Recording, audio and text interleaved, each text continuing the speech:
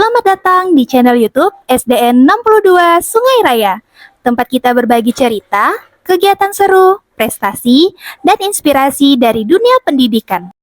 Ayo ikuti perjalanan kami dalam mewujudkan sekolah yang menyenangkan, kreatif, dan penuh semangat belajar.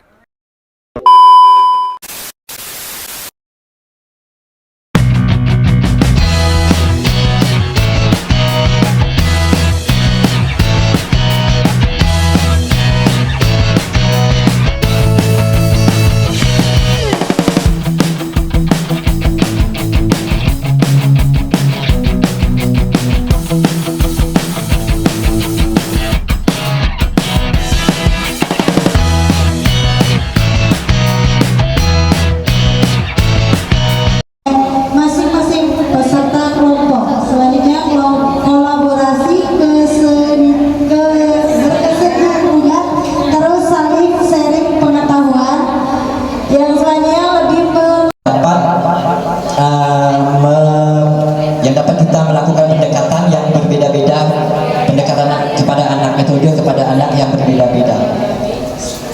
Untuk yang poin kedua, tantangan keduanya, audio atau yang visual atau yang audio visual. Tapi kan kalau kita mengajar menggunakan audio visual sekaligus, otomatis anak yang audio belajar selama 5 hari pembelajaran. Jadi sama ini kami rata-rata perencanaan pembelajaran kami itu pembuatannya selama 5 hari pembelajaran. Setelah dianalisis, setelah diberi umpan balik oleh Bapak mempraktekkan kegiatan pembelajaran kami melakukan perbaikan EPP. Coba lihat toh. Kalau baca kan muka samping loh. Tuh, kan? Tantangan kami Perkenalkan, nama saya Nidia Dwi Arianti. Mohon izin untuk presentasi. Baiklah, kali ini untuk dari kegiatan OJK 1, 2, dan 3. Jadi ketemulah hasil presentasi saya saat ini yang bertajuk Yuk Anak, dan kita juga bisa menanamkan kecintaan kepada tanah air dan bangsa. Disinilah guru itu bertugas untuk menanamkan nilai-nilai kebangsaan dan kecintaan terhadap tanah air. Daerah kita ini, yaitu Kalimantan Barat, memiliki mayoritas suku, yaitu budaya Melayu kepada anak-anak, khususnya melalui pakaian adat Melayu, yaitu baju telur belakang dan baju kurung serta aksesorisnya. Nah, kemudian di sebagai guru model untuk OPEK kelas di TKIT Al-Karimah dengan seperti mengikul sepeda gitu ya, supaya tidak jatuh. Ya, benar.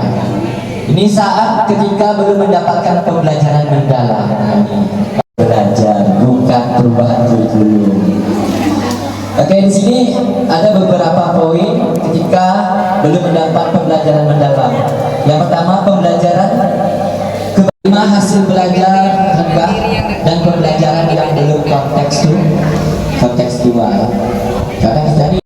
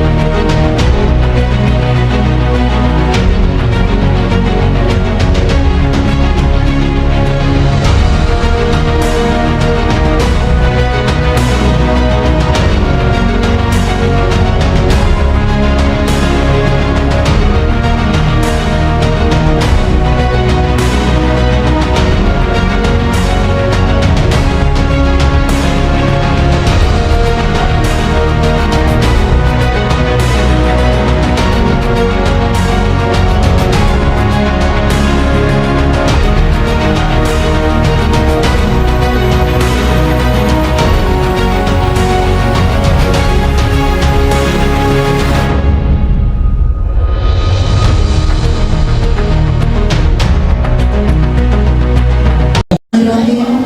Assalamualaikum warahmatullahi wabarakatuh.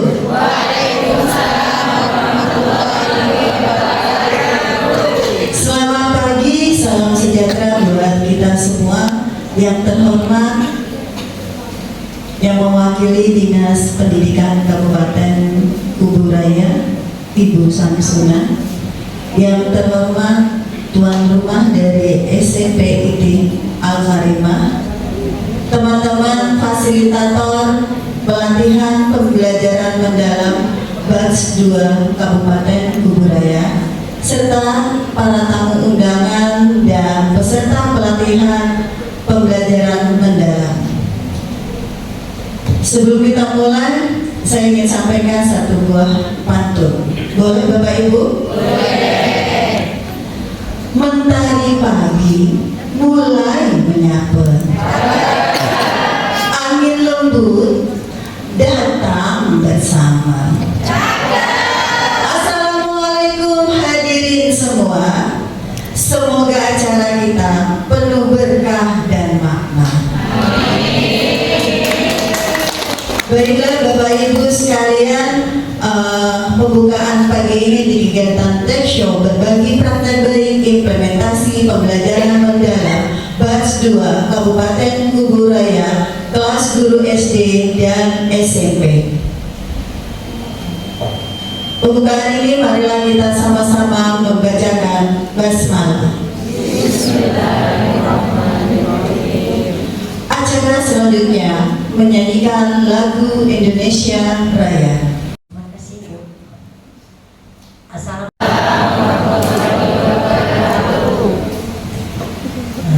Selamat pagi Bapak dan Ibu. Peserta PM ya, peserta PM. Di sini saya mewakili Kepala Dinas dan Kadin Ketenagaan yang kebetulan sedang berada di Jakarta hari ini. Kebetulan kita sama satu bidang dan saya di pengawas sekolah ahli mudanya di situ. Ini kesempatan kedua saya. Terima kasih juga Pak Yudin, Bapak, Pak sekolahnya Pak. Perwakilan Pak sekolah saya ada kepala sekolahnya juga ya, Bu Yopi dan Pak Ramdi, serta Bapak dan Ibu yang semuanya saya sayangi, semuanya bersemangat. Pelajaran PM ini, pembelajaran mendalam ini terbaru ya untuk tahun ini kita ya. Ini udah batch 2 ya, besok. Tahun-tahun lalu kita menggunakan guru penggerak. Tahun-tahun ini lain lagi ya. Kayaknya mantan guru penggerak hampir juga mantan yang pada ngikutin ini juga ya semuanya ya. Pak Halidin dulunya guru penggerak, Bu Suryani guru penggerak, Bu Amalia guru penggerak, banyak nih guru penggerak yang saya tahu nih di sini. Ini acara talk show-nya ini berbagi praktek baik sama seperti belajar. Jadi saya rasa Bapak dan Ibu semuanya mungkin sudah paham dan saya tidak perlu berlama-lama. Bapak dan Ibu memberi kata sambutan di sini ya. Selamat mengikuti kegiatan talk show berbagi praktek baik PM batch 2 ini di sekolah SMP Quran Al-Karimah. Saya ucapkan selamat bertugas saja ya Bapak dan Ibu. Mungkin pembelajaran mendalam Kabupaten Kuburaya dengan resmi saya buka. Assalamualaikum warahmatullahi wabarakatuh. Membahas tentang inovasi pembelajaran. Inovasi pembelajaran ini Bapak Ibu kita ketahui bukan hanya sekedar suatu metode baru saja yang kita ciptakan. Kalau kita pikirkan inovasi itu adalah harus sesuatu metode yang baru. Padahal ternyata kita bisa memanfaatkan apapun yang ada di sekitar kita untuk berinovasi. Setuju Bapak Ibu? Nah, inovasi-inovasi apa saja sih yang sudah kami lakukan selama mendapatkan pelatihan di IN1 dan kami praktekkan di ON1, 2, dan 3. Nah, inovasi pembelajaran yang baik ini adalah merupakan bukan hanya sekedar mengajar, tapi di mana kita harus menggerakkan dengan inovasi agar menjadi kelas kita itu lebih hidup dan lebih bermakna tentunya. Di sini ternyata kami semua di satu kelas ini mempunyai masalah yang sama, yaitu kami mempunyai masalah dengan lingkungan kami. Maka kami mengangkatlah Esimangan. Esimangan ini adalah eko inovasi ramah lingkungan. Salah satunya nanti akan saya jelaskan. Banyak sekali inovasi-inovasi yang beberapa guru dilakukan di sekolahnya masing-masing. Esimangan ini dapat mewujudkan pembelajaran yang kreatif dan orientasi tentunya untuk kelestarian bumi kita. Esimangan tidak hanya menjadikan guru-guru ini berinovasi harus memiliki satu metode baru, tapi melainkan Esimangan ini kami membuat kreativitas sendiri. Apa saja sih yang bisa kami olah di sekitar kami? Apa saja yang bisa kami gunakan, baik itu di kelas tinggi maupun di kelas rendah. Kebetulan saya sendiri mengajar di kelas rendah, dimana kalau namanya membuat satu proyek di kelas rendah itu agak ribet ya Bapak Ibu, belum lagi dengan kehebohan anak-anak di kelas rendah. Tapi itu semua menjadi tantangan buat kami untuk bisa melakukan inovasi bersama anak-anak. Beberapa inovasi yang sudah kami lakukan, yang pertama Cangumba. Cangumba itu adalah salah satu inovasi saya yang saya lakukan, yaitu cangkang telur untuk bumi bahagia, di mana cangkang telur ini menjadi salah satu limbah yang bisa diolah sebenarnya, yang menjadi hambatan juga di rumah maupun di kantin-kantin sekolah. Nah, Cangumba ini saya implementasikan dalam pembelajaran yang saya sebut dengan tren ISI Gen Clean, di mana tren ISI Gen Clean ini adalah suatu transformasi pembelajaran mendalam melalui EcoScan Quest, yaitu saya gabungkan dengan digitalisasinya untuk menumbuhkan generasi yang cinta lingkungan. Yang kedua, juga kami membuat inovasi Repair Revolve, yaitu memperbaiki dan mengolah. Ini juga sama, mengolah sampah menjadi suatu produk yang berguna. Yang ketiga, ini ada Intel Keramat. Intel Keramat ini juga sama, dasarnya anak-anak ini kalau sudah buang air kecil itu di toilet, mereka pasti akan kelupaan untuk mematikan kerannya. Akhirnya terciptalah Intel Keramat ini, inovasi teknologi lingkungan keran otomatis untuk mendukung pembelajaran mendalam. Yang terakhir adalah berselancar, yaitu didasari dari guru kami yang terhambat terus untuk menuju ke sekolahnya. Akhirnya terciptalah inovasi bersih sungai, perjalanan pun lancar. Mungkin itu banyak sekali yang sudah kami hasilkan, tapi ini adalah yang dapat saya sampaikan untuk inovasi pembelajaran yang telah kami lakukan selama kurang lebih 4 bulan ini. Dari inovasi yang sudah kami lakukan ini, alhamdulillah ada peningkatan dari anak-anak tentang kepedulian lingkungannya, mengembangkan kreativitas dia, kemudian membentuk karakter cinta bumi, mendukung program Adiwiyata, menciptakan pembelajaran dan bermakna serta berkelanjutan. Mungkin sebelum saya tutup, saya kasih satu pantun dulu. Boleh ya Bapak Ibu? Boleh. Ke taman sekolah menanam jambu. Burung berkicau, merdu terdengar. Inovasi hadir membawa ilmu, membuat siswa semangat untuk belajar. Mungkin itu saja dari saya tentang inovasi pembelajaran. Wassalamualaikum warahmatullahi wabarakatuh. Assalamualaikum warahmatullahi wabarakatuh. Ya, mungkin karena Ibu tadi pakai pantun, saya juga mau pakai pantun, boleh ya Bapak Ibu ya? Pantunnya ini simple. Pergi ke taman memetik melati.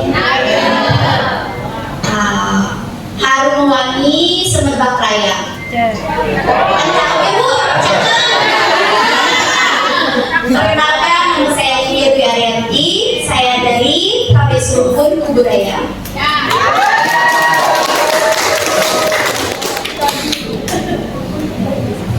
Bapak, boleh nggak saya berdiri? Kalau dulu kayaknya saya lebih gugup, Pak. Apa ya, Pak ya? Untuk KPS Rukun itu termasuk dalam pendidikan anak usia dini. Yang kita tahu pendidikan anak usia dini itu di jenjang paling bawah. Nah, di jenjang paling bawah ini fase fondasi, kita itu diharuskan untuk membentuk karakter anak. Membentuk karakter anak. Jadi karakter anak, nilai-nilai moral, termasuk juga cinta kepada tanah air. Nah, tugas kami sebagai guru itu untuk menanamkan nilai-nilai tersebut agar anak dapat membentuk karakter mereka sendiri. Nah, dengan kegiatan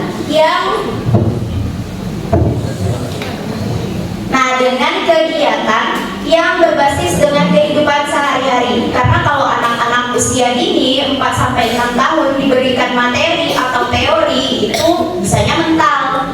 Anak-anak bisa belajar dari pengalaman langsung, yaitu dengan kayak kegiatan sehari-hari, apa yang ditampak di depan mata mereka itu akan lebih menumbuhkan pikiran kritis anak-anak. Nah, strategi saya di praktek baik ini saya berfokus pada strategi pembelajaran untuk anak-anak yang saya dapatkan ilmunya pada saat IN1, saya kerahkan pada saat OJT 1, 2, dan 3. Nah, terlihat bahwa setiap OJT itu pasti strateginya beda-beda.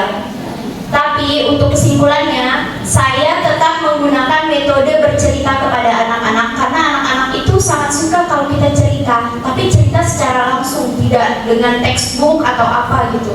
Nah, yang saya gunakan itu selalu boneka tangan.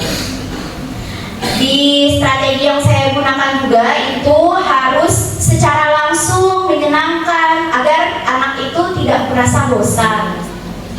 Lalu saya harus sebagai seorang guru, kita pasti menganalisis karakteristik murid, tidak mungkin tidak, karena gimana kita bisa mengajar anak sedangkan karakter anak-anak saja kita tidak bisa tahu gitu kan. Benar tidak Bapak Ibu? Betul ya. Tidak hanya di jenjang PAUD, tapi SD, SMP, SMA juga pasti memikirkan karakteristik anak. Ada yang suka anaknya menulis, membaca, ada anak yang suka seni, ada yang tidak. Jadi itulah tugas kita sebagai guru. Lalu untuk anak-anak PAUD juga itu materinya tidak boleh terlalu luas. Kalau bisa kita dalam satu hari itu kayak mengajarkan satu materi poin, itulah yang harus kita ajarkan dari awal sampai akhir, tidak bisa melebar kemana-mana. Nah, saya juga memperbaiki alur kegiatan agar lebih menarik dan aktif. Itu maksudnya dari kegiatan 1 ke 2 ke 3 itu harus berkesinambungan. Kalau misalnya dari aktivitas 1 langsung pindah ke aktivitas 2, nanti tidak nyambung, itu anak-anak juga pasti merasa bingung. Nah, pada akhirnya yang saya simpulkan pada saat kegiatan OJT 1, 2, dan 3, termasuk juga pada saat IN1, saya merasa sangat terbantu karena dengan adanya pelatihan ini, saya itu jadi bisa membuat perencanaan pembelajaran yang sangat menarik untuk anak-anak itu lebih teratur, tertata, kegiatannya juga bisa membangkitkan antusias anak-anak, seperti itu. Nah, dari tadi saya bilang yuk tanjak. Jadi yuk tanjak itu merupakan singkatan dari yuk tanamkan jiwa anak dengan kebudayaan. Nah, kenapa dengan kebudayaan di zaman modern ini pasti anak-anak lebih ke modernisasi dan merupakan kebudayaan. Padahal itu penting untuk kita sebagai orang Indonesia memahami bahwa kita memiliki banyak sekali budaya-budaya yang ada di Indonesia ini. Jadi anak-anak itu pasti harus kita ajarkan tentang budaya-budaya, di mana kaki diinjak, disitulah lagi dijunjung, ya kan Bapak Ibu. Jadi penting sekali anak-anak untuk belajar tentang budaya. Lalu pembelajaran yang saya berikan juga memberikan dampak positif kepada anak-anak karena perencanaannya tadi tertata, alurnya bagus gitu. Jadi saya merasa anak-anak itu lebih apa ya, lebih oke gitu di kelas, lebih bisa kita arahkan, anak-anak tidak kesana kesini begitu. Mungkin hanya segitu saja yang bisa saya dapat sampaikan. Terima kasih atas kesempatannya. Assalamualaikum warahmatullahi wabarakatuh. Bagi kita semua Bapak Ibu, kalau panelis yang tadi itu dimulai dengan pantun, saya juga tidak mau kalah ya. Saya akan berpantun juga ya, walaupun dengan tempo yang sesingkat-singkatnya. Kalaulah tidak karena bulan, setelah belajar PM selama 6 bulan, tibalah kita talk show di pagi hari ini. Baiklah Bapak Ibu, perkenalkan nama saya Nurika Arianti. Saya guru bahasa Inggris yang bertugas di SMP Negeri 12 Sungai Raya. Pada hari ini saya diberi kesempatan yang luar biasa, saya sangat berterima kasih sekali, yaitu menyampaikan praktik baik saya. Apa sih yang sudah dilakukan setelah belajar PM selama 6 bulan ini ya kan? Nah, di praktik baik ini saya akan concern kepada hasil belajar dan refleksi. Nah, jadi setelah melakukan pembelajaran, mengalami pembelajaran mendalam selama 6 bulan, OJT 1, OJT 2, OJT 3, tentunya ada hal-hal yang kami sama-sama rancang, yaitu merancang RPM untuk melakukan praktik baik. Dan kebetulan saya sendiri itu melakukan praktik baik yang saya beri judul Pineapple Jam PJBL di lahan gambut. Nah, ini merupakan inovasi pembelajaran juga, yaitu integrasi kurikulum muatan lokal gambut dan mangrove ke dalam mata pelajaran bahasa Inggris, yang mana materi yang saya ambil pada saat itu adalah procedure text dengan project based learning. Tema yang saya pilih adalah How to make pineapple jam. Kebetulan sekolah kami adalah sekolah yang menerapkan pendidikan gambut. Nah, dari hasil praktik baik ini, apa sih dampak positif yang ada, yang bisa kita lihat pada murid? Tentunya setelah melakukan praktik baik, hal yang paling krusial ya, yang kita ingin tahu adalah hasilnya.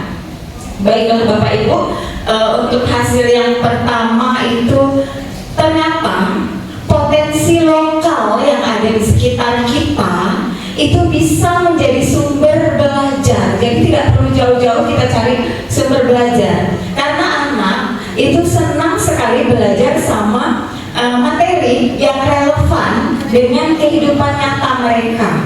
Nah, ini membuat murid lebih antusias dan aktif di dalam pembelajaran.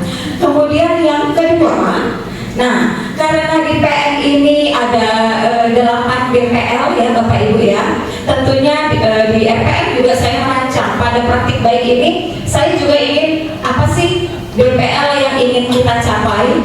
Nah, dari praktik baik ini ternyata DPL yang dicapai yaitu ada kewargaan, di mana murid itu menjadi lebih cinta sama potensi lokal, kemudian bangga dengan hasil produk sendiri. Kemudian yang kedua, tidak kalah penting kolaborasi, karena di PJBL ini sangat erat dengan iklim kolaborasinya. Murid bekerja sama di sini, mereka membuat selain nanas ya, pineapple jam itu, tapi mereka juga merancang prosedur text. Mereka menyusun prosedur teks itu berdasarkan apa yang mereka alami. Mereka tahu step by stepnya, langkah demi langkah untuk menuliskan prosedur teksnya. Kemudian mendesain labelnya juga. Nah, setelah itu murid lebih aktif di dalam pembelajaran. Mereka tumbuh nilai karakter dan jiwa entrepreneurship-nya. Ini tidak kalah penting, karena itu sangat bermanfaat bagi masa depan mereka. Yang tidak kalah pentingnya itu di rapor pendidikan kita selalu berpusat atau selalu menuju kepada kemampuan literasi, numerasi, dan cakap digital. Ini semuanya melalui PJBL ini kemampuan-kemampuan tersebut menjadi lebih meningkat. Nah, dari hasil dampak tersebut yang saya refleksikan adalah ternyata di pembelajaran mendalam itu tidak harus rumit, tetapi kita cukup menyajikan materi yang relevan dengan kehidupan nyata. Kita berikan ruang kepada murid untuk mencoba, belajar, gagal, coba lagi, perbaiki, trial and error, dan itu selaras sekali sama prinsip dan kerangka pembelajaran mendalam. Berkesadaran, bermakna, menggembirakan, kemudian mereka mengalami langsung, memahami, dan mengaplikasikan langsung. Sekian saya rasa praktik baik dari saya. Saya akhiri, wabillahi taufiq wal hidayah. Wassalamualaikum warahmatullahi wabarakatuh. Terima kasih sudah memberikan perhatiannya. Ya Mas, masih sama-sama kita berikan dia tepuk tangan. Dan juga kami kan juga melibatkan di Pak, mereka kan belum tahu tentang masalah PM, tentang ini ya PM. Akhirnya kami libatkan, mereka juga ikut untuk melaksanakan di kelasnya masing-masing. Untuk di kelas saya sendiri, di kelas rendah alhamdulillah sudah berdampak. Untuk pupuk, kelas terendah itu kelas 1 juga ada hand sanitizer dari aloe vera. Di kelas tinggi itu lebih banyak Pak, mereka buat enzim, mereka buat jakaba ya, jamur itu untuk jamur. Pokoknya dia berbau kompos, kemudian air lidi, intal keramat, dan itu salah satunya juga. Jadi semuanya itu berdampak. Alhamdulillah anak-anak kami memang kalau dipikir mereka memang sudah mulai nih untuk ke lingkungan. Cuman kan mereka belum tahu nih bagaimana sih, oh ternyata sampah yang dikumpulkan itu bisa bermanfaat. Nah akhirnya dari kegiatan ini alhamdulillah berkelanjutan terus mengolah sampah yang tadinya mereka mungkin geli ya Pak, geli dengan sampah-sampah limbah itu, ternyata oh iya Bu ada satu teman, wah ini bisa jadi uang ini Bu. Nah gitu, jadi alhamdulillah berkelanjutan dan juga berhubungan. Itu saja. Baik. Berarti betul ya bahwa program ini bentuk ada kolaborasi. Iya, dari anak itu sudah berpikir kritis juga kan, tingkat 4C-nya juga dapat, kemudian kolaborasi bukan hanya saya dan murid, tapi juga dengan orang tua juga ikut kolaborasi. Ya, mungkin selama ini sebelum-sebelumnya kita bisa lihat agak sedikit susah untuk menggerakkan orang tua, tapi alhamdulillah. Baik, terima kasih Bu ya. Tentang sekali lagi usulnya. Jadi ternyata program ini bukan hanya Budian yang bisa melaksanakan, tentu Bapak Ibu juga bisa meniru bahkan melaksanakan program tersebut ya. Dan informasi barangkali jika memang ada waktu kesempatan boleh. Assalamualaikum warahmatullahi wabarakatuh. Waalaikumsalam. Perkenalkan, nama saya Bu Kamaria. Saya berasal dari SDN 20 Sungai Raya. Terima kasih kepada peserta yang tadi sudah menyampaikan praktik baiknya yang begitu sangat menarik. Cuma di sini saya sedikit masih bingung. Jadi di sini yang mau saya tanyakan nih dengan Ibu yang saya ingat tadi namanya lupa, SDN 21 Surabaya, tentang inovasi. Di sini saya masih bingung. Berbicara tentang inovasi ini kan penemuan baru.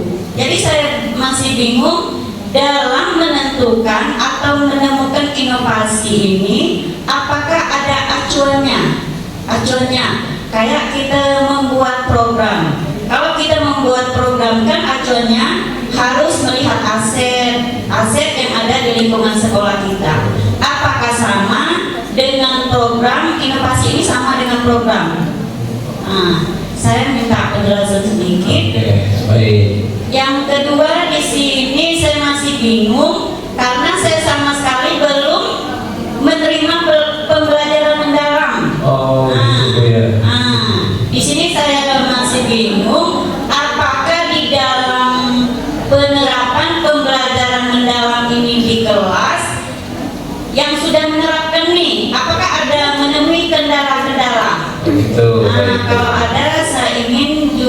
penjelasannya sedikit. Siap, baik, terima kasih.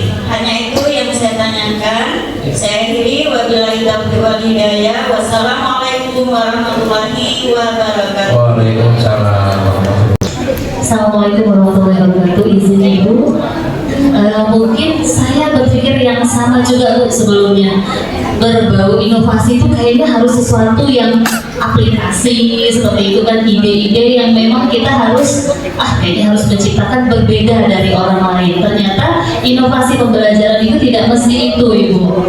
Ya, jadi inovasi pembelajaran itu bagaimana suatu proses kita menghadirkan di kelas itu pembelajarannya itu lebih bermakna, lebih berkesadaran sehingga siswa itu dia tidak hanya tahu tentang pengetahuannya saja.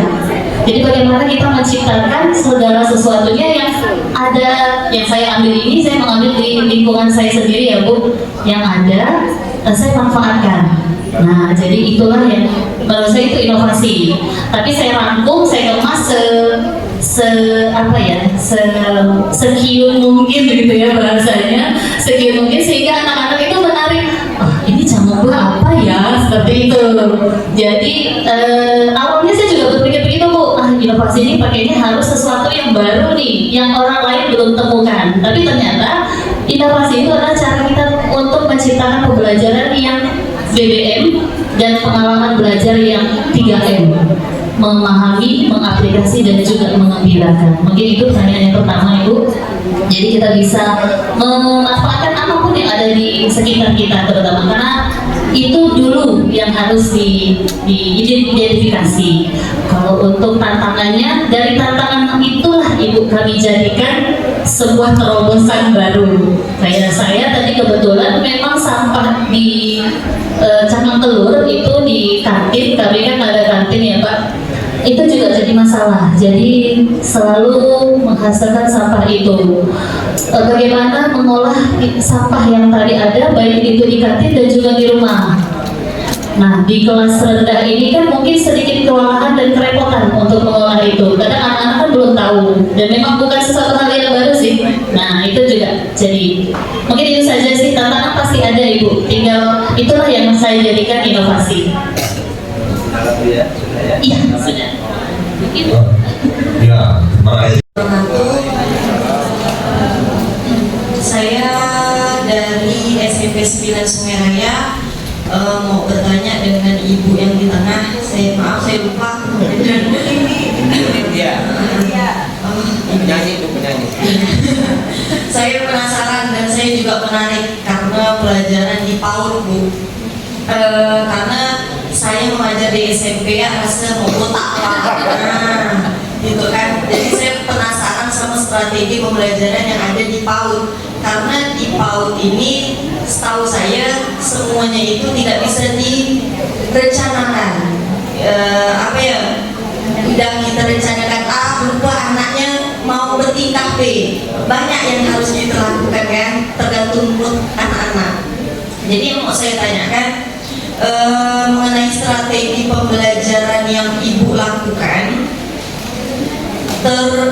Menurut tadi ini yang kita kan punya rencana nih kan, rencana pembelajaran yang sudah kita buat. Misalnya hari ini kita menggambar, tapi tahu-tahu ada misalnya di kelas ini ada 10 siswa dan dari 90% moodnya berubah. Yang satu nangis, nak berak, nak ini, nak itu, kan ini di luar konteks berarti bukan. Sedangkan kita pembelajaran kita ini ada jamnya, ada waktunya. Kalau kami di SMP, mungkin kita dalam pembelajaran saya matematika kita lanjut di minggu depan. Tapi kalau pada PAUD ini kita rencanakan minggu depan pun biasanya tidak sesuai dengan yang kita rencanakan kembali gitu kan. Jadi bagaimana cara Ibu mengatasi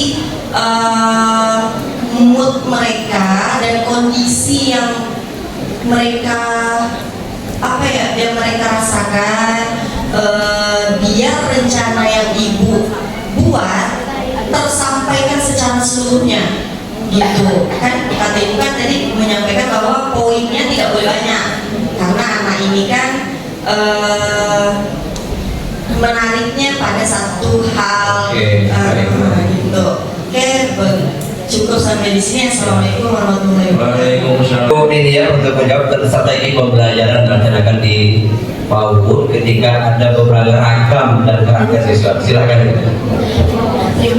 Ya.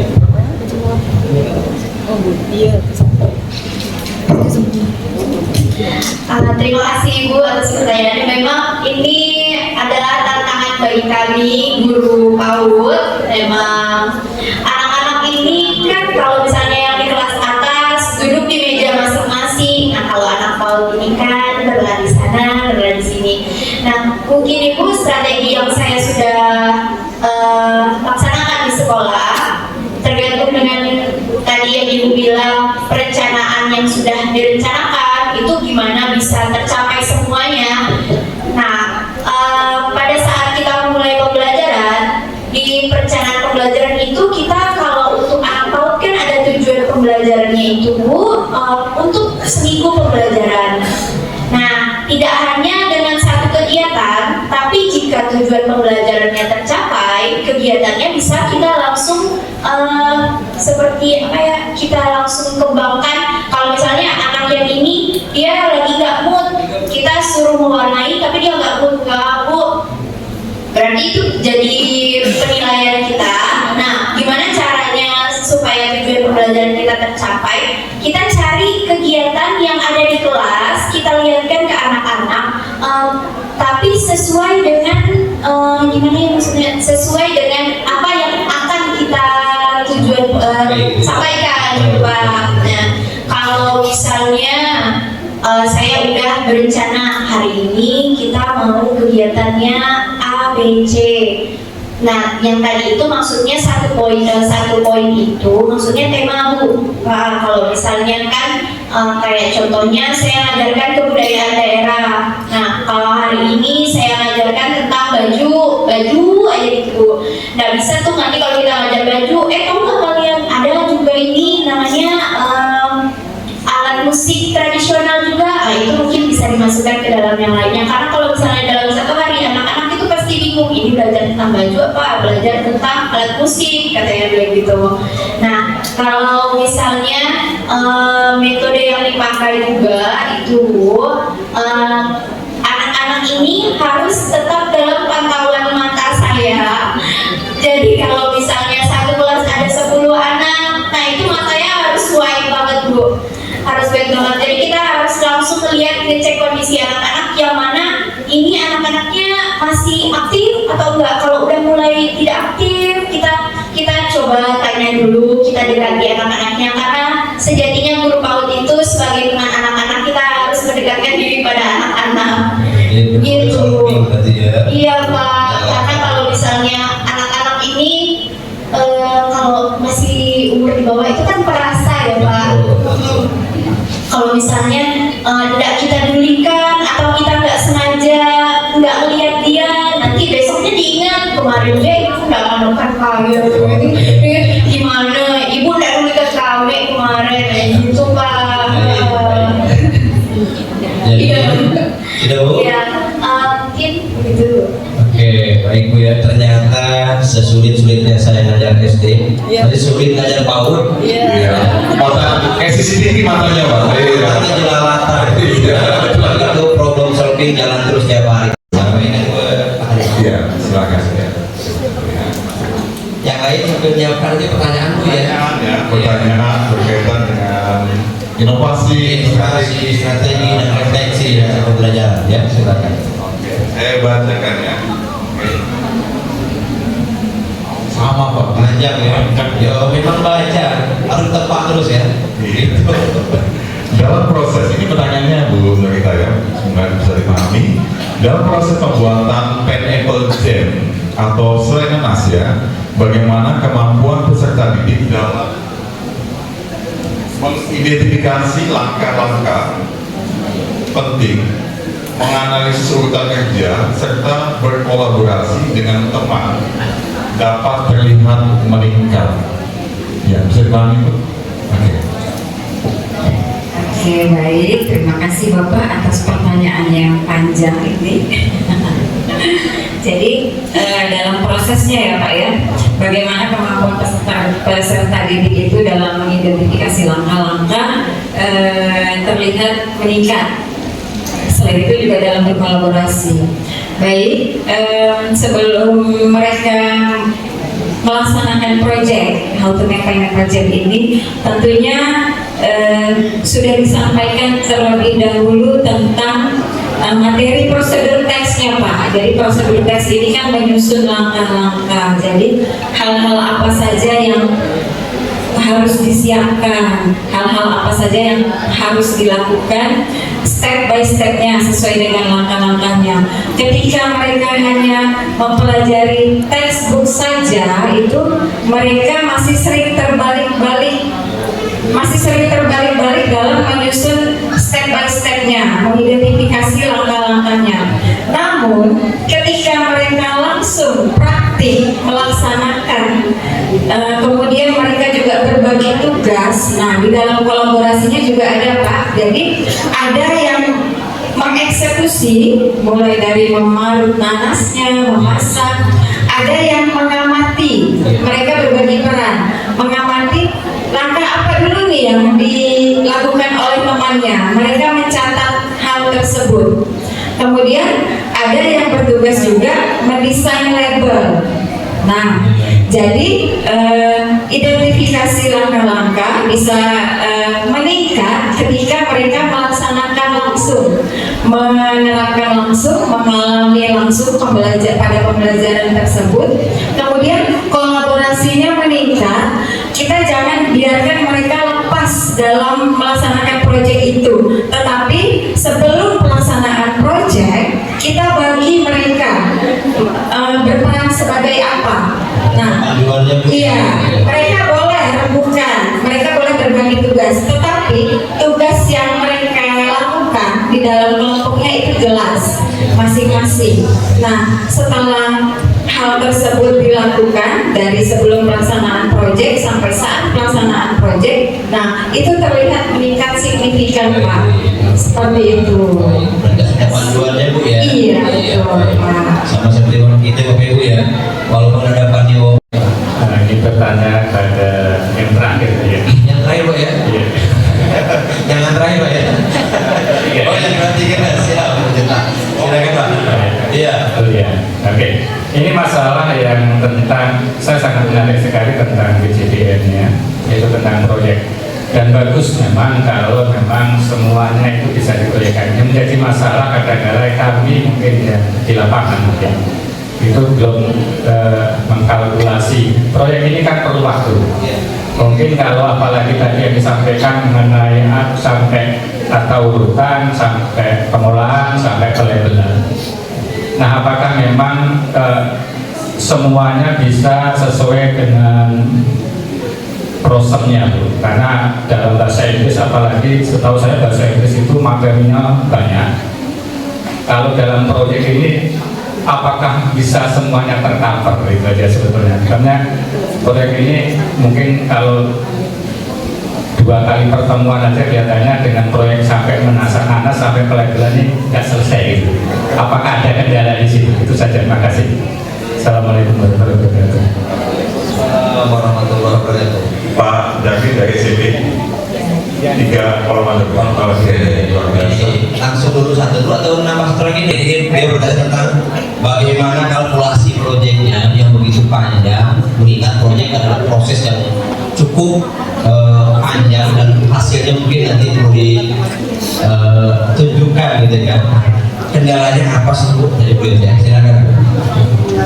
Oke, baik, terima kasih Bapak atas pertanyaan. Jadi ini tentang bagaimana kita memanage waktu ya Pak ya. Pada saat saya ingin merancang proyek ini, sebelum masuk kepada proyek itu sudah memang ada penyampaian materi tentang prosedur teks pengantarnya itu untuk di pertemuan sebelumnya. Jadi mereka sudah tahu dulu sebelum masuk ke proyek sudah tahu apa itu prosedur teks, kemudian tahapan-tahapan, langkah-langkahnya. Kemudian kita berikan sedikit kisi-kisinya, kisi-kisi di pertemuan selanjutnya kita akan ngapain, kita kasih bocoran. Nah, setelah itu pada pertemuan selanjutnya ini saya laksanakan 3 kali 40 menit atau 3 JP untuk proyeknya sendiri Pak, karena selai nanas yang kita buat ini bukan selai nanas yang untuk tang nanas, tapi selai nanas yang untuk dioleskan di roti. Jadi tidak memerlukan waktu yang lama, tidak memerlukan waktu yang panjang, cukup mengulang kembali apa yang harus dia pahami ketika membuat proyek tersebut. Misalnya prosedur teks, tentunya ada judul atau tujuan, kemudian ada alat dan bahan-bahan, ada langkah-langkah. Nah itu sudah mereka pegang, sudah mereka punya. Kemudian pada saat eksekusinya cukup 3 kali 40 menit untuk pelaksanaan proyek. Sebelum kita mulai, memang kita sudah ada di tempat PJBL itu kan ada mengatur estimasi waktu ya Pak ya. Nah, jadi di estimasi waktu tersebut memang kita manfaatkan, dan memang yang paling panjang ini adalah pada saat proses pengolahan nanasnya. Seperti itu. Presentasi ada 6 kelompok, karena saya berpendapat ini mereka sudah memiliki pengalaman yang sama. Kita bagi juga Pak. Pada saat mereka presentasi, ada yang mempresentasikan ke depan kelas, ada yang bertugas menanya atau mengapresiasi atau memberikan masukan. Karena dari proyek ini mereka sudah mendapatkan, dari proses ini ya, mereka sudah mendapatkan pengalaman yang sama. Seperti itu. Jadi tentang manajemen waktu memang harus sesuai dengan estimasi yang sudah kita tentukan sebelum pelaksanaan proyek. Intinya tercapai ya? Iya, tercapai Pak. Dalam 3 kali pertemuan ya? Iya, tentunya harus di dalam pengawasan yang ketat. Jadi tidak ada yang tiba-tiba hilang atau bersantai, tidak boleh seperti itu Pak. Jadi kita juga aktif berkeliling mengobservasi siswa.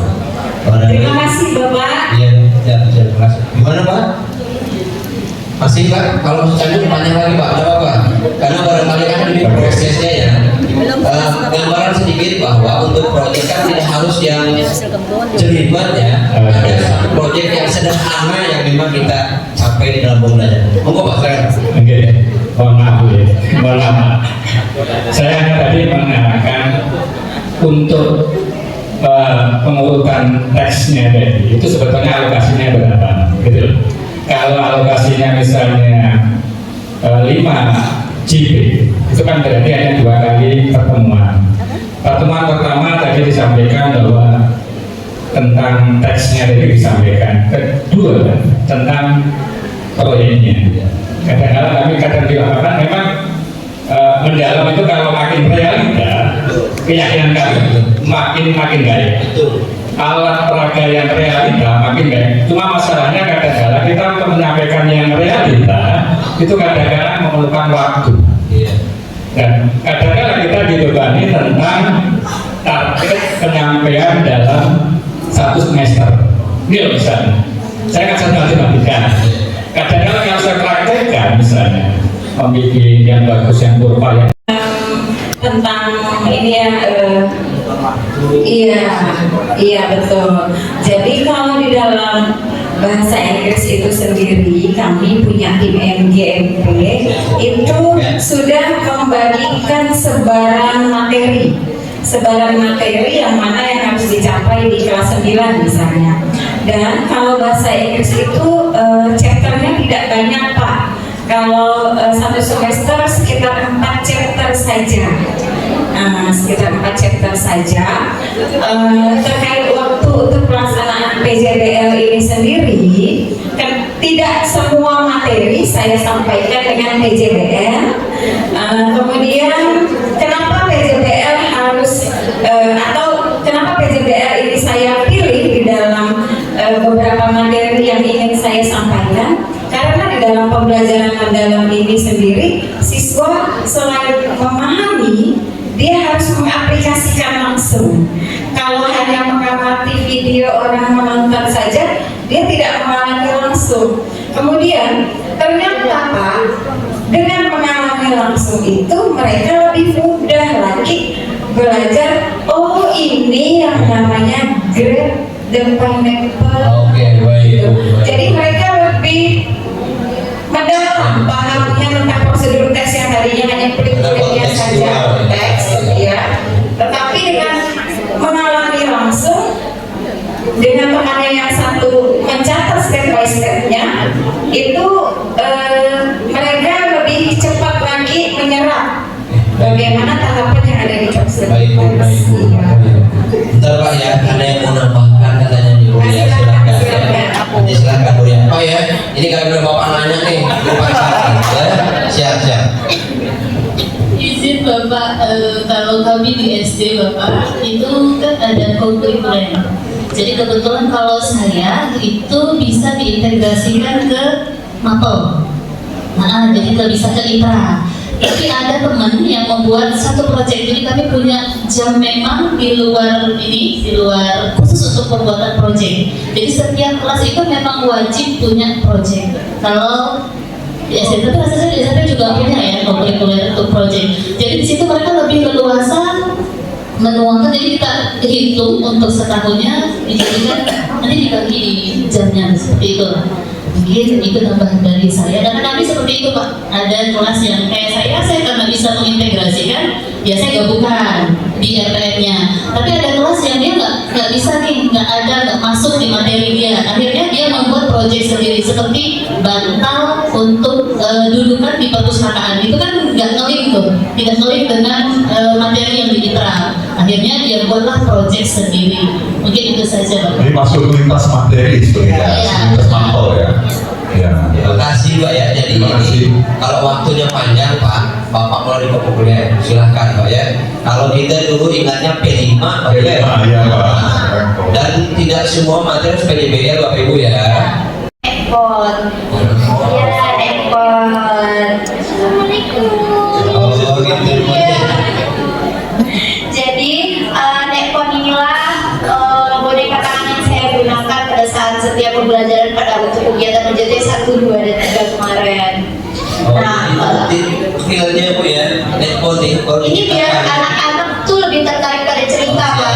Karena anak-anak itu kalau kita cuma cerita aja nanti ada yang ngantuk, Bu main sana ya Bu, di sana ya Bu. Nah tapi kalau misalnya kita pakai media, misalnya main boneka tangan ini, anak-anak tuh pasti fokusnya ke boneka dulu. Tapi pada saat dia fokus pada boneka ini sambil cerita, tanpa sadar anak itu akan mengikuti alur cerita. Baik. Iya. Nah, terima kasih untuk pertanyaannya tadi itu, bagaimana saya merefleksikan ya Pak ya strategi pembelajarannya.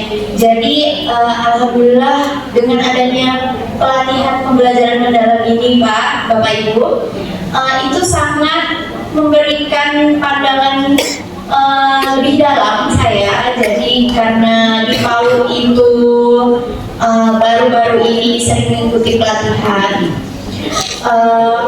Pada saat pertama kegiatan OJT 1 itu saya tuh masih abang-abang Pak tentang pembuatan perencanaan pembelajaran ini. Nah itu jujur kami masih pakai kurikulum Merdeka karena masih sangat tidak mengetahui pembelajaran mendalam ini seperti apa. Nah dengan bantuan dari fasilitator dan juga teman-teman yang sebelumnya sudah mengetahui ini tercerahkan. Ternyata tuh memang pembelajaran mendalam ini membawa kita untuk membantu mengajar lebih baik ke dalam kelas. Nah di OJT pertama memang saya tidak sempurna pada saat pemberian pembelajaran di kelas karena strategi saya masih belum terlalu bagus waktu itu. Anak-anak juga masih ya ogah-ogahan gitu Pak. Nah itu tadi karena anak-anak di kelas kecil itu kan moodnya memang tergantung mereka. Nah itulah gunanya kita, penguatan kita itu pada analisis karakter anak. Memang pada OJT 1, 2, dan 3 yang saya tekankan adalah analisis karakteristik murid. Ya. Nah lalu setelah analisis karakter murid itu saya memilih media pembelajaran kira-kira yang menarik untuk anak-anak, tidak hanya pada satu anak tapi semua itu bagaimana? Nah, kegiatannya juga oke untuk mereka semua, tidak ada yang merasa tersisihkan. Makanya pada saat kegiatan OJT 2 itu pada saat open class Pak, open class itu ada anak-anak yang tidak mau mendengarkan cerita melalui, saya kan pakai media digital ya Bapak Ibu pada saat open class OJT 2. Nah, itu anak-anak lebih tertarik pada boneka dan infokus. Iya, jadi setelah melihat kegiatan open class yang pertama itu anak-anak lebih tertarik pada media digital, di kegiatan selanjutnya saya tidak menggunakan media digital karena memang media digital itu penting, tapi karena membuat anak ke distract itu, jadi saya menggunakan strategi berarti di pertemuan selanjutnya tidak bisa menggunakan media digital karena pembelajaran tidak akan tersampaikan dengan baik kalau anak-anak ke distract dengan media digital yang lampu infokusnya atau layar di papan tulis. Nah, jadi memang saya harapkan anak-anak itu bisa langsung berbicara kepada saya, tidak terdistract dengan yang lain-lainnya. Baik Bu, sangat panjang sekali jawabannya ya, sesuai dengan pertanyaannya. Ini sudah ACM-nya refleksi dari Sonia. Jadi tadi berbagai hal kita boleh tahu bahwa banyak tantangan situasi sekolah kita. Kita belajar situasi sekolah kita yang untuk mengenali permasalahannya, diagnosisnya. Lalu teman-teman juga yang hadir di sini juga mempelajari tantangan apa yang dihadapi, ya tantangannya Pak ya. Nah, lalu tidak hanya berhenti situ, karena mereka sudah dibekali dengan pendekatan pembelajaran mendalam, baik dengan apa Pak, pengalaman belajar ya. Ya pertama apa ya, memahami, mengaplikasikan dan merefleksikan. Jadi dibuat aksi mereka untuk mengatasi tantangan tadi Pak ya. Ya. Tetapi hasilnya juga harus ada refleksi juga. Ya tentunya waktu aksi mungkin tidak sempurna ya. Iya. Karena refleksi itu hasil dari permaknanya tadi. Iya. Jadi luar biasa ya yang boleh mereka dapatkan Pak ya waktu kegiatan pembelajaran kita di PMPes 2 ini Pak ya. Baik. Saya kembali karena kita Jadi ini kami sudah melakukannya sejak P5. Iya. Dan Pineapple Jam ini juga kami sudah melakukannya sejak diterapkannya kurikulum gambut di sekolah. Jadi ini yang pertama ada madu dari Ibu Lia. Silakan diterima Bapak. Dan ini ada wedang jahe ginger tea. Ini pineapple jam, tapi saya tidak lengkapi dengan rotinya. Dan ini kunyit asam juga.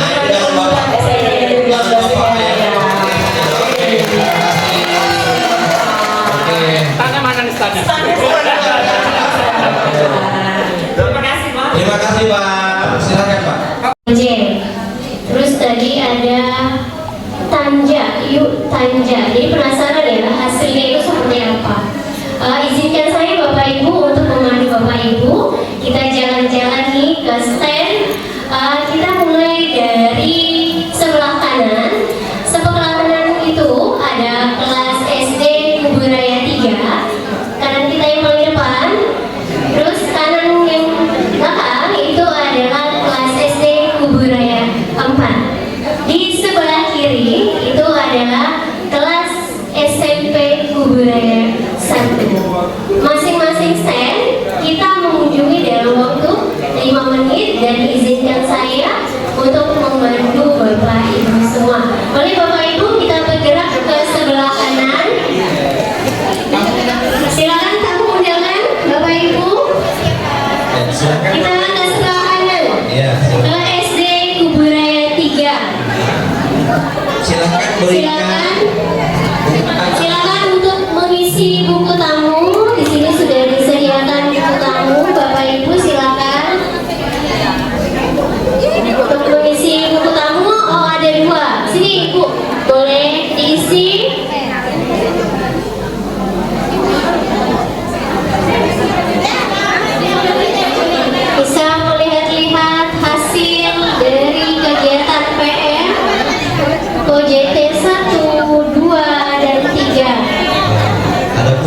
Ibu Yosi ya? Iya, ada permen nih Pak, ada permen. Pandai. Kayaknya ada yang unik-unik. Tadi yang penasaran dengan punyanya Bu Ria juga ada di sini ya Bu Ria ya. Nah silakan, ada di sebelah kiri nih Bapak Ibu yang penasaran boleh ke sini.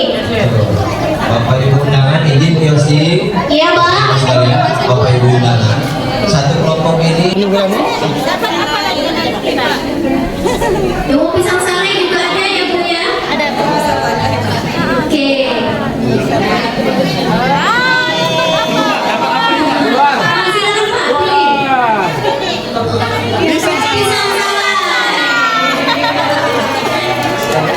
Silakan Bapak Ibu yang mau spin untuk mendapatkan souvenir dari kelas Kuburaya 3. Oke. Silakan Bapak Ibu yang pengen geser lagi nih, pengen geser ke kelas SD Kuburaya 4. Oke, boleh? Tamu undangan, silakan yang pengen geser. Tamunya ada Pak di kelas SD Kuburaya 4. Bisa scan barcode.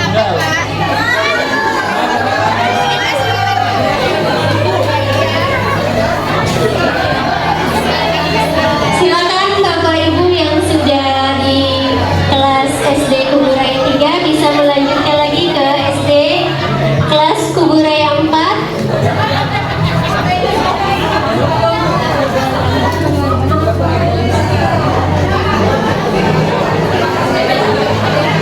Bagi Bapak Ibu yang masuk ke stand SD Kuburaya 4 bisa untuk men-scan barcode.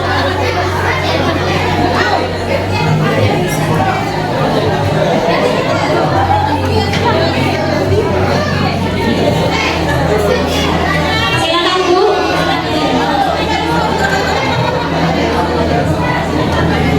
Silakan Pak. Silakan untuk mengisi barcode-nya Pak.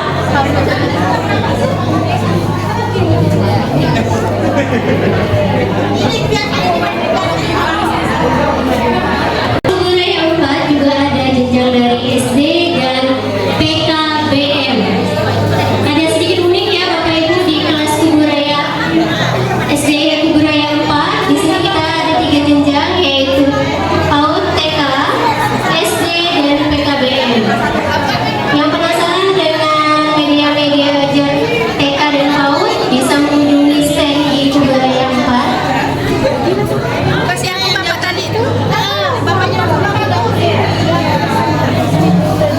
Yang ingin melihat modul pembelajaran mendalam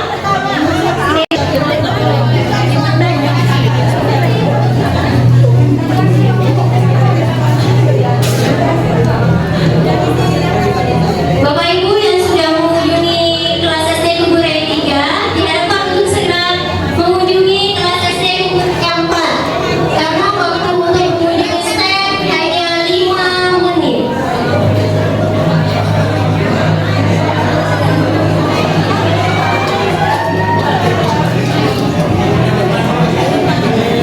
Bapak Ibu SD dan PKBM. Bisa nggak itu? Makan pakai roti tawar. Iya, emang untuk pakai roti tawar Bu. Kalau itu kan yang bisa itu Pengen foto? Boleh, silakan. Gunakan tintai data identitas profil lulusan. apa aja? Silakan Bapak Ibu untuk yang sudah mengunjungi kelas SD Kuburaya 3 untuk bergeser ke kelas SD Kuburaya 4. Apa? Ini ada. Oh, kayaknya seru nih di sini nih. Ada Bu Emi Pak. Kayaknya di kelas SD Kuburaya 4 ini situasinya kayaknya penuh. Karena ada salah satu peserta aku suka dulu Pak. Bawa lah ya.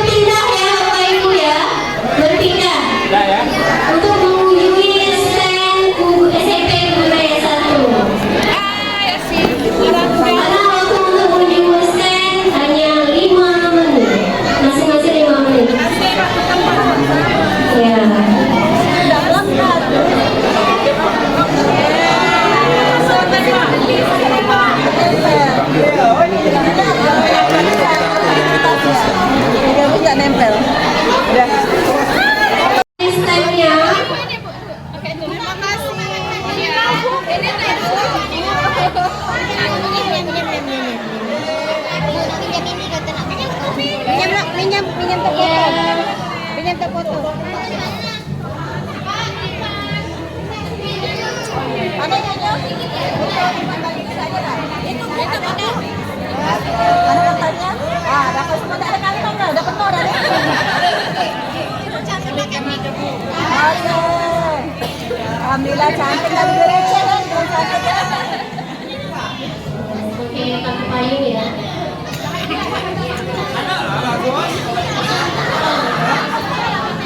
Makasih ya Bu ya. Kayaknya di SMP ini ada ular tangga ya Bu Nurita ya. Nanti gimana mainnya nih Bu? Oh, bukan karpet sembarang karpet. Baru besar. Nah, coba Bu dipraktekkan gimana nih Bu?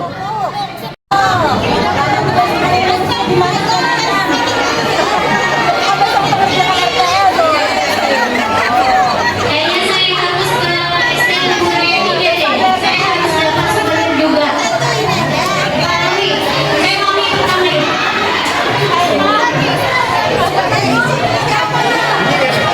Kayaknya seru di sini. Saya pengen dapat panduan. Boleh dibuka Pak? Tapi di bawah kita buka dulu ya. Bismillahirrahmanirrahim. Mudah-mudahan dapat maju. Oh, bisa selesai. Lebih luas lah. Oke, bisa selesai. Jangan ini salah itu. Alhamdulillah. Jadi bagus nih? Boleh enggak? Pamerin. Di bawah kan Bu SD. Oh, keren. Ini untuk IPA IPS ya? Iya Bu. SMP saya Jadi ya, Bapak Ibu jangan sampai standnya kebutuhan sekunder tersier ya? sangat rugi sekali nggak datang ke sini, tapi Ini di bawah balik lagi kan? set-setnya. Saya mau ada dipakai lagi. Iya Bu untuk mengambil program. Ini. Siapa yang Saya mau? mau, Kali ini apa sih? iya boleh, saya isi dulu tamu. Silakan ya. Itu banyak benar Jangan dong. Alhamdulillah. Ya, makasih ya. Tadi semua kenapa ya? Apa yang kita ada fleksi? Besok kamu bingung nggak ngerjain tugas kata Chef? Kenapa sih? Kenapa nyesel? Jadi kalau anak-anak di sekolah itu gunakan ini ya, Bu ya. Oh, baik. Berarti setiap kotak ini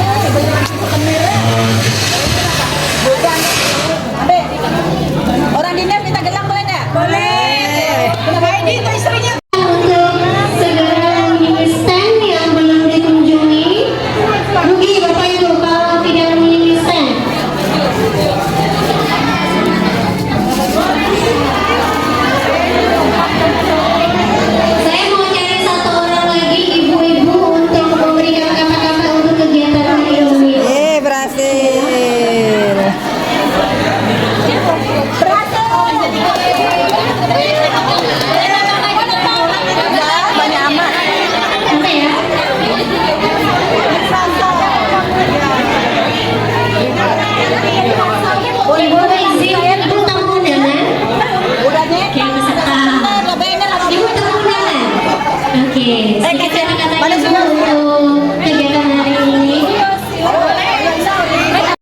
Budaya 4, pembelajaran mendalam. Guru bermutu Indonesia maju.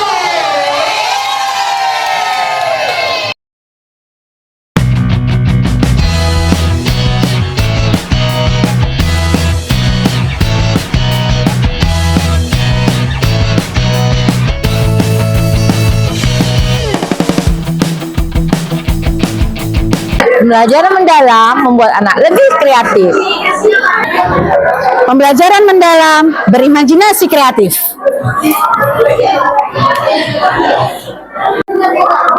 Pembelajaran mendalam bermakna dalam pengetahuan. Iya, dadah. Pembelajaran mendalam pembelajaran mendalam bermakna dalam setiap kegiatan. Dadah. Pembelajaran mendalam semangat berinovasi.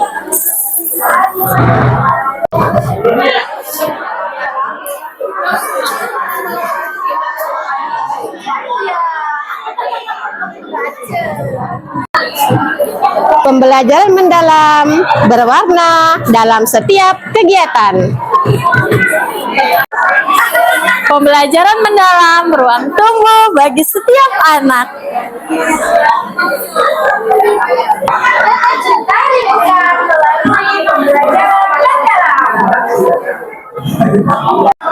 Pelajaran mendalam membuat anak lebih kreatif dan inovatif. Pelajaran mendalam asah kemampuan guru dan anak. Setiap kata yang diucapkan oleh guru adalah investasi untuk Indonesia emas. Guru bekerja dengan hati, dirasakan oleh negeri. Guru adalah pemandu yang tak pernah meninggalkan siswanya di kegelapan. Guru bukan sekedar profesi, tetapi penggerak peradaban. Indonesia emas dimulai dari kelas yang kecil dengan guru yang besar hatinya. Guru hebat tidak hanya mengajar hari ini, tetapi menyiapkan masa depan bangsa. Menuju Indonesia emas, guru adalah pelita yang tidak boleh padam. Ketika guru belajar, Indonesia ikut bertumbuh. Bu. Oke. Guru adalah pahlawan senyap yang menorehkan senjata tanpa tinta. Perubahan besar berawal dari guru yang tak pernah lelah menyalakan cahaya. Guru yang menginspirasi akan dikenang lebih lama daripada materi pelajarannya. Guru adalah energi yang menggerakkan roda peradaban. Teknologi penting, tapi sentuhan manusiawi guru lebih menentukan. SDN 62 Sungai Raya, belajar, berkarya, berprestasi.